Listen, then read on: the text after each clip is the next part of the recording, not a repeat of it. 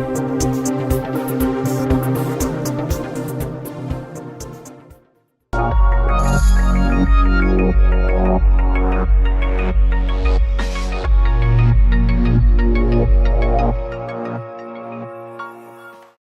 assalamu alaikum, namaste, sat sri akal. My name is Farheen Khan and you're watching the Azeeza show. Today, we are here to talk about some really resilient women. We're talking with some really resilient women about their stories and how they're making a contribution to society and to people and their lives. Last week we had a chance to speak to Asma Hussein, and as you can imagine, she had quite a remarkable story as well. So I'm excited to introduce our two guests here today, Jessica and Rhea. Thank you so much for being here. Thanks for having us. Our pleasure. So I just want to just jump right into it. So can you tell me a little bit about who you are, how you grew up, like what it is that, tell us about yourselves, and then we'll kind of get into more.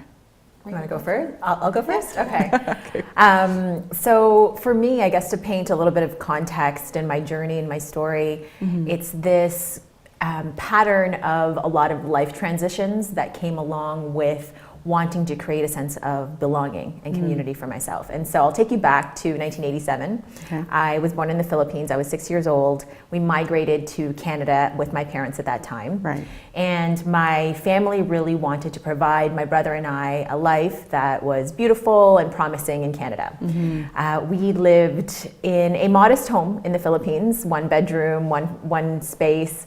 And I recall I slept on the floor with my grandma on a straw mat. It was called a banig, and that's typical in the Philippines. So although in the Western world it wasn't necessarily considered advantaged, it felt far from disadvantaged for me. It was a happy home. And so fast forward to when we came into Canada, my parents really wanted to provide for us our own family home. And so what came with that when we migrated was, I recall them working multiple jobs, and along with that required us to move often. And so as you can imagine, a 6-year-old going into elementary school, moving often, it was a challenge making friends. And so just when I would make friends with someone, we would have to get up and move.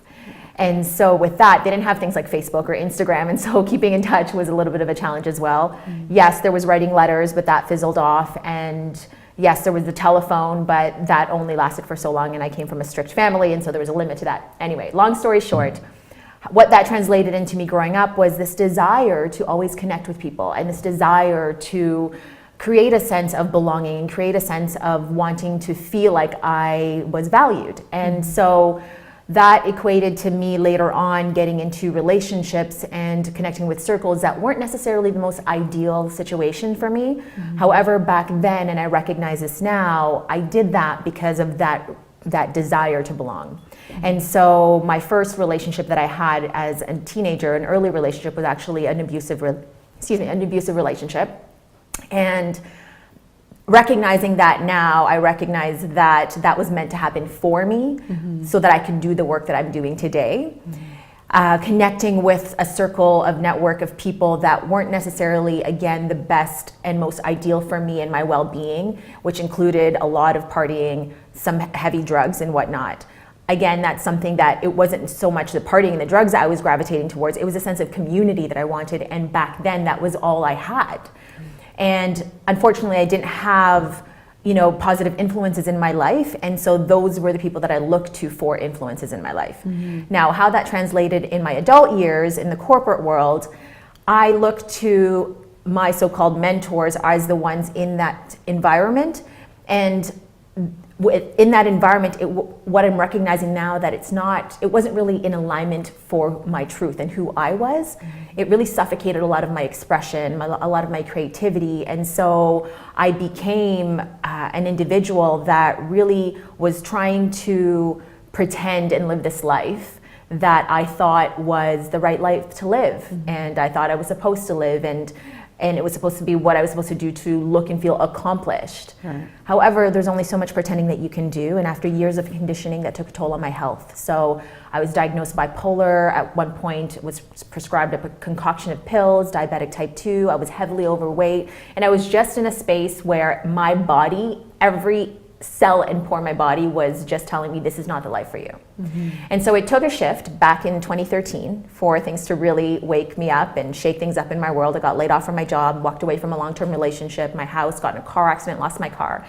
It was a reset, but it was exactly what I needed to get me to a place of presence and understanding that if I kept going the way I was going, that it would be ultimately detrimental to my overall well-being. And I knew deep down inside there was something in me that I just felt was calling for a greater purpose.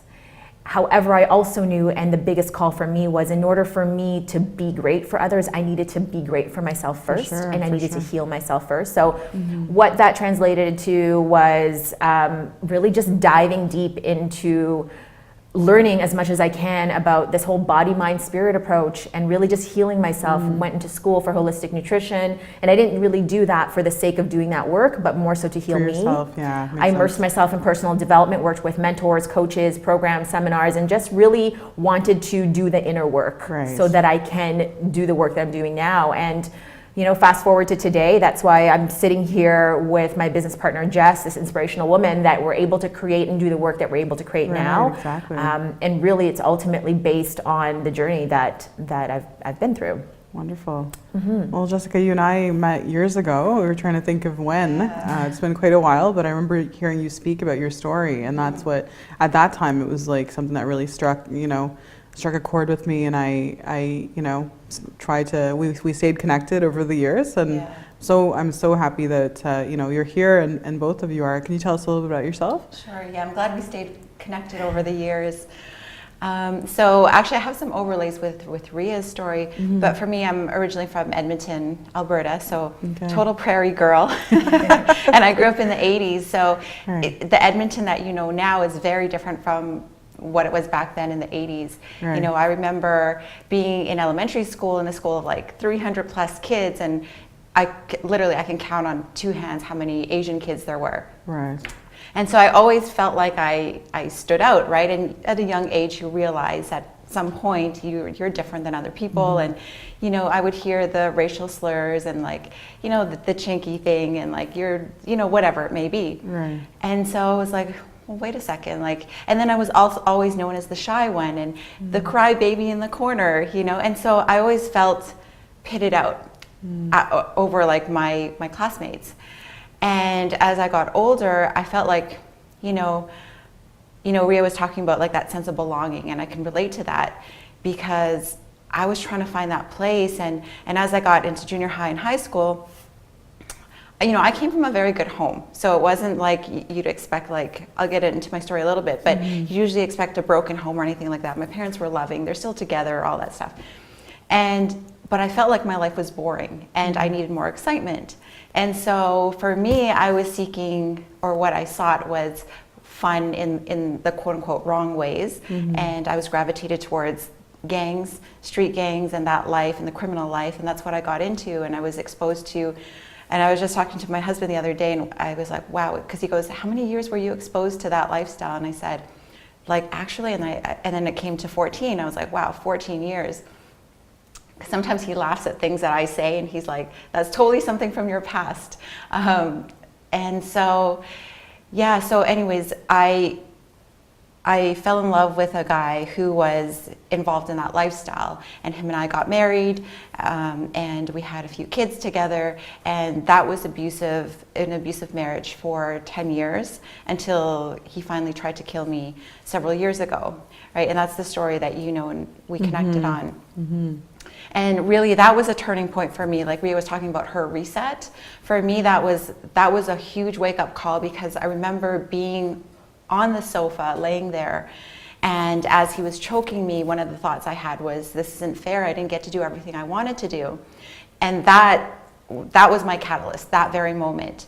And that I made a declaration to myself that I was not going to live the same as I did before. And there were still some things going back to, like, you know, I thought I would take him back, you know, the whole abuser relationship thing. And that only lasted like 4 or 5 months before I said, you know what, I put my foot down and said, I have 3 kids, you know, looking at me as a role model. I need to put my foot down and you know, I was thankful that I had really good mentors around me that said, Jess, you started something and you need to finish this. And so I left the relationship and started my next chapter of my life as a single mom, raising 3 kids, which was one of the hardest things that I've had to do. It's, you know, one of my biggest challenges. And through that, you know, again, personal development, same as Ria, and just like figuring out, you know, what's going to make me happy? What do I want? Because for so long I was living life for somebody else. Right. And and that was the difference. I wasn't living for who Jessica was. Like I didn't know who I was. I was lost in the outside world. I was lost in this marriage and this relationship. And so, you know, the first thing that came to mind was to become a raw food chef, and I went down to New York City, and then I became a personal trainer, and then still something was missing. You know, I sat there and I was like, you know, if I was laying on my deathbed, what would I regret not doing? And one of the things that came to mind, the biggest thing, was traveling the world and sharing my message. And once I made that declaration, everything changed, and that's when Ria and I aligned together and started doing this work. That's incredible. Yeah. Amazing. Well, I mean, it's yeah, like I'm thinking, like I've been speaking these days as well about my own story, and you know, and just looking at the parallels in terms of what you've talked about, like growing up, you know, in difficult places, and you know, having to go through issues around poverty and food insecurity, and then me personally having to work at a very young age, multiple jobs, trying to help my family and all that stuff, and just basically losing myself in that process, right? And then having to, like, you know, at some point, like I went through, you know, a marriage as well, which was like immigration fraud, and that kind of really woke me up and was like, what am I doing with my life, right? Meanwhile, I was working with the, you know, in the anti-violence, you know, sort of movement, and I'm teaching other women how to, you know, try to find their voice and to heal. And so that was, you know, something that, like, for me was very life-changing, going through, like, you know, physical sort of transformations as well around, like, the weight loss and stuff like that. So it's really, you know, it's one of those things that's really important. I think that piece around the, you know, speaking, like, finding your truth and your purpose, I think that's really, really exciting. Yeah. So you both now have this amazing organization, right, called Syndicate International Group. Correct. Can you tell us a little bit about what that is and what you do? So our work is in leadership expansion. Okay. And so essentially what we do is we provide leadership development programs to leaders that have overcome adversity, called to create an impact in the world in developing communities. Right. And so at the moment, we are actually working personally one-on-one with 9 leaders in Kampala, Uganda, where we're literally on calls with them bi-weekly, where we go through delivering our leadership development program. Right. And the intention is to prepare and to support them in creating a powerful workshop in July, where we'll be meeting them in person there this July, which we're super excited about. And the intention is for them to execute that workshop, and with that, having the tools and resources available to them to be inspired to create further impact moving forward. And so initially how this whole started was Jess and I were going to do the workshop and facilitate it ourselves. Right. But there was something about that was very clear to us. We didn't want to just parachute in and out of a place, create an impact, and leave and say, okay, great, we did it, let's move on. We wanted to create sustainable support for them. And so when we flipped our perspective and realized that, hey, let's support the leaders that are already there, that have the relationship with the community, support them, because you and I were so lucky to go to seminars and go to attend programs and have mentors and coaches that we have access to on a regular basis. And there are people out there that can benefit from that, but may not have that accessible to them. And so what Jess and I are doing is we're just taking our journey and our knowledge and we're just passing it down. That's fantastic. And so that's essentially what is the driving force and the fuel to the work that we're doing. It also became very evident to us that we are so committed to this that we want to ensure that we feel empowered enough to be able to execute those mission trips anytime, which is the reason why we chose not to register as a nonprofit and instead create a social enterprise. That's actually something I want to pick up on. And we just have to take a quick break. Yeah, okay. Okay, we'll be back in just a few minutes.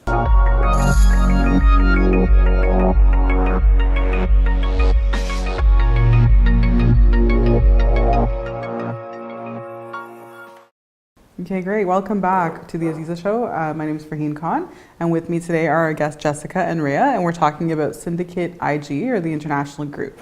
So we were just talking about kind of the work that you've been doing. You've been traveling, you're meeting with people, you're running workshops, you're you're empowering other people to run workshops as well, which is quite remarkable. So can you tell us, like, what has been like give us an example of the kind of transformation that people have had in their lives since you've been doing this? So you know what, so Rhea and I doing this work is actually pretty new, but before this, doing different kinds of coaching, it's for me, it's been quite diverse. Okay. But I would say that the overarching theme that I've seen with my clients, the biggest success, is really for them to get out of their own way. Okay. Because if they're able to get out of the small talk and the fear, the whatever, we all have it, right? If they can get out of their own way, then they can create what they're wanting to create. They can manifest what they want to manifest, do whatever they want to do. So I would say that was the biggest thing. If I was to look back at all the clients that I've worked with, it's getting themselves out of the way to get the results that they want. Okay. Yeah.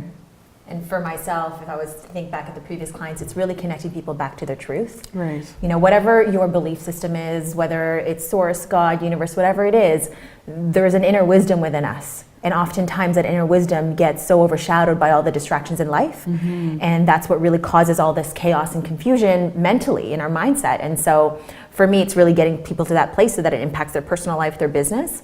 However, what I'm really present to as well in the work that Jess and I are doing is with the leaders that we're working with in Kampala. We get messages from them all the time that they're saying that they're so inspired to be doing the work and how grateful they are to have connected with us. We have a WhatsApp group chat that we're constantly sharing, how the week's going and things like that.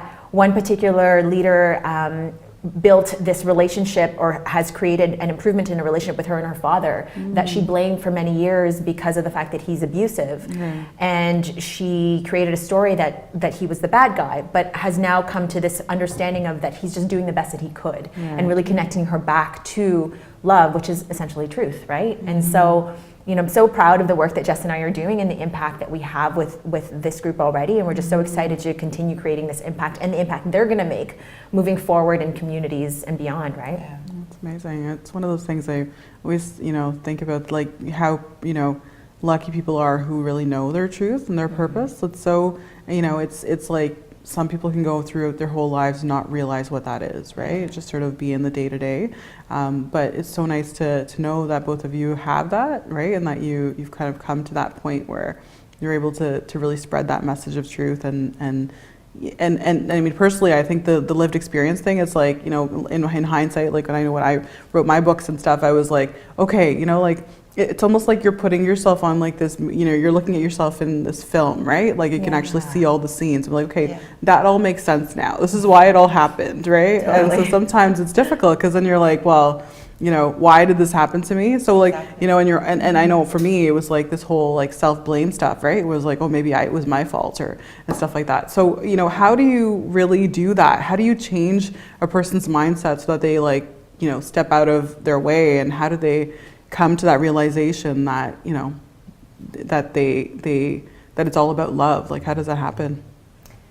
I think really, if we really just get present to the fact that we're all students and teachers, all at the same, right? We've gone through our journey because we're there to teach others the lessons that we've gone through, right? And although Jess and I and you, we're all coaches, we're teaching other people, we're also students. So it's, if we really get present to that and like put ego aside, we recognize that, okay, the truth behind all of that is really just love. Right? Because we're all the same, regardless of the color of your skin, your culture, everything else. It's just that. Right? So we're lifelong students. Totally. Absolutely. Yeah. We're always learning. Amazing. So, okay, so here's a question. So there's people, I'm sure everybody's going through challenges, everybody's going through difficult times in their own way, right? And we don't know sometimes what the scale is, and we can't really compare ourselves to others because everybody's going through something. But what are some words of wisdom or advice that you would give to somebody that, is currently going through a very difficult time? So I would say to know and trust that whatever their experience is that they're going through is the perfect experience that they're meant to be going through right now. as hard as that may seem in the moment, as unbelievable as that may seem in the moment, it's actually, you know, we all go through challenges and adversities. All of us, it's part of the human experience. No matter how successful somebody is or how perfect their life might look like on social media, everybody has challenges. And so you can choose to look at it as, you know, by the way, there's no such thing as, you know, bad luck. Some people say, oh, I'm cursed with bad luck. It's like, I'm always attracting all this dark stuff. But that's not the reality of it. You can choose to wallow in resentment and anger and fear and sadness, whatever it may be, and attract more of that energy, or really you have the power to set yourself free. And that means by looking at what you're going through as a learning opportunity and seeing how you can grow from that and seeing the positive learnings through that experience and move forward. Because if you can do that, then you can skyrocket out of whatever you're going through right now. Yeah, and I would say everything that we are going through is preparing us for the person that we're meant to be. Right? So it's just whatever challenges it is, it's exactly echoing what Jess is saying, and just getting present to that it's happening for us, right? Because there's a greater plan behind this all. Yeah. And I would also add to that, you know, there's the light and dark that exists on this earth, and we need the dark. We need that contrast in order to grow. Like, how am I going to know I like vanilla ice cream if I've never tried, you know, other ones? If that's my absolute favorite, if I've never tried strawberry ice cream or whatever other flavors, right? So we need those experiences for us to grow in this lifetime, right? We came here for a reason. Yes. So light and dark, like sometimes people want to try to stay away from it, but it's there to serve a purpose. Right. That's great. Very exciting. I'm really glad that you know, we've had this, like we've had a chance to talk about this stuff. I know that, you know, it's true. It's one of those things where it's so hard to, when you're in the moment with you know, going through a difficult time, it's so hard to see like the positive on there or the silver lining or whatever, right?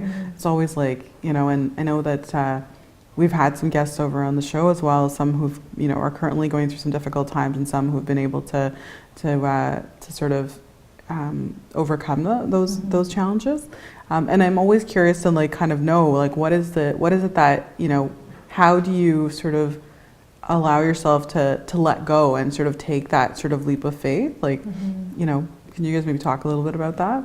For me, what comes to me is just like the power of just surrendering sometimes is so much easier than resisting. And so just surrender to the process of what is happening. And it's not saying that to be submissive and not do anything. It's surrendering to what's happening and just really tuning in to the resources around you that can support you as well, that can uplift you, that perhaps may not be the typical resources that you have around you. And maybe it's just taking a closer look at who are the influences in your life that can help support you through that process, right? And I would add to find it within yourself to forgive, most importantly yourself, but other people. Like that's the most freeing thing. You know, people used to ask me, how did you forgive your husband who tried to kill you?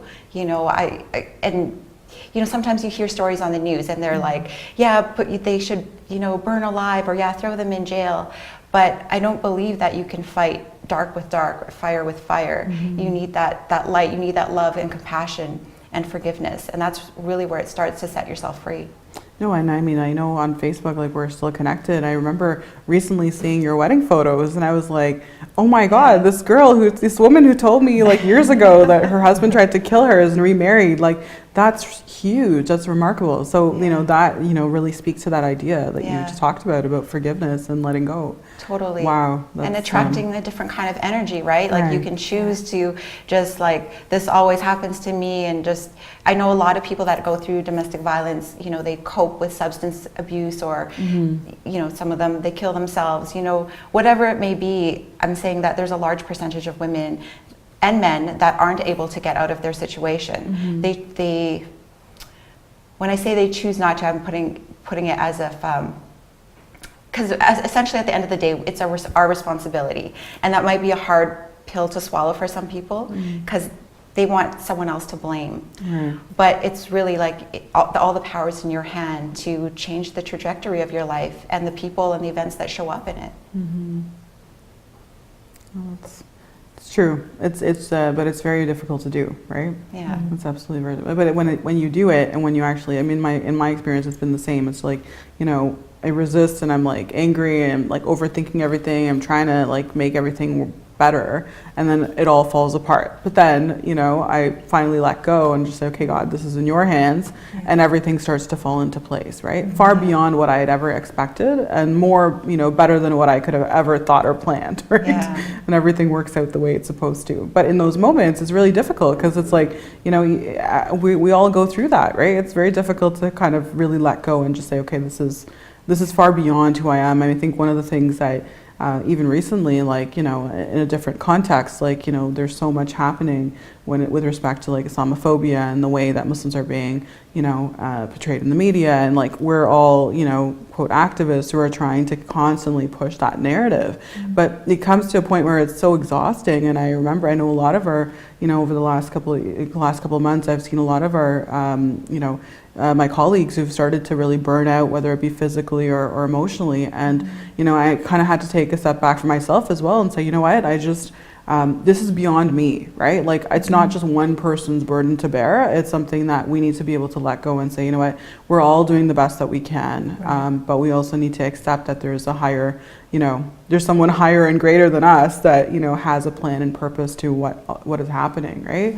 In many ways. So kind of feels like it's the same type of thing even in individual lives, right? Yeah, Definitely. when we lead with compassion, and we lead with more forgiveness, and we lead with more love, we're beginning to lead with less resistance. Right. And when we know that we don't have to constantly push and resist, and we just allow, it really just creates this sense of inner peace, right? Yeah, absolutely.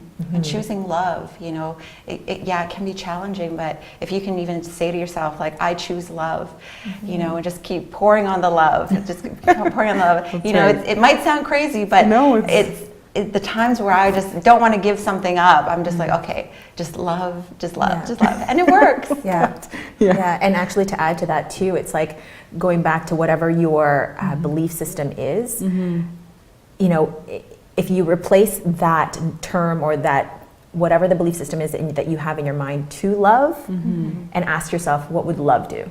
Right. Okay. And really just get present to that. Right. Whether it's you about to get into an argument with someone, you getting frustrated, overthinking something, what would love do? Right. And likely it's the opposite of what you're wanting to and conditioned to want to do. Right, exactly. Right. So, in terms of I just wanted to ask you the conditioning piece, right? So, around the conditioning, I've often heard people say the word unlearn. Is that is that how you would describe that in terms of the conditioning? Definitely for me, for sure. Yeah. Okay. You know, like I shared, my journey was this journey of influence of not the most ideal situation, and trying to be someone that I wasn't, and believing that that's the way I was supposed to be, but really what I was doing is suffocating my truth. When that shift happened for me, I did have to unlearn. Right. I had to reprogram my mind and literally release everything that I thought I knew. Right. And just instead get quiet and listen to the voice inside, because we have that inner wisdom that speaks truth. Right. That's beyond the books, beyond everything else. Right. We have all the wisdom within us. And if we honor that quiet time and listen to that, it's surprising, but we're bound to eventually connect to that voice and that truth. And that's the space where people find their purpose, because it's within you. Right. And a lot of people, you know, it's the day-to-day busyness of their lives, the 9 to 5, the kids, the whatever it may be, and they never have that chance to have that quiet time. Right. Right. So. No, that makes sense. I mean, for me, I think that that quiet time for me is like when I'm praying, right? Like, and you know, I'm a woman of faith, so we're praying multiple times in a day. It's just like that connection is so important. I think that's where I'm able to kind of, you know, not just sort of think through, but also kind of just feel that sense of inner peace that's so important to keep going. Yeah. So how do you do that for yourselves? Me, I have quiet time in the morning. So sometimes it's meditation, but you know, I have this playlist, and you know, whether it's I don't even know how to describe this music, but sometimes like they're binaural beats that I'll listen to at nighttime, or just to help reprogram my mind, or just music that's helping me to calm, and I like to get up before the kids get up. That doesn't always happen, but if I can, that's the best, because the house is completely quiet.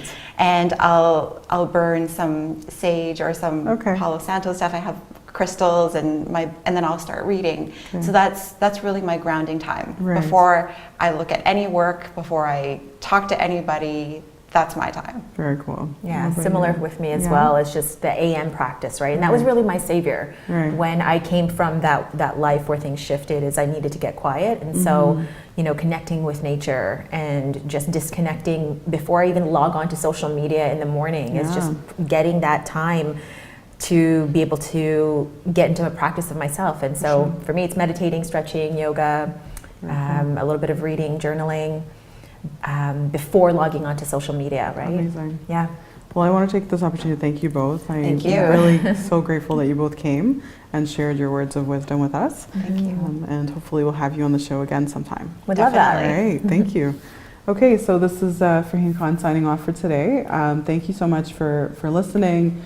This is, you know, if we can leave with anything today, it's just to really think about, you know, what it means to find inner peace, and what you can do to make your life better and the life of those around you better, and to really think about our purpose in life. Thanks so much. Take care.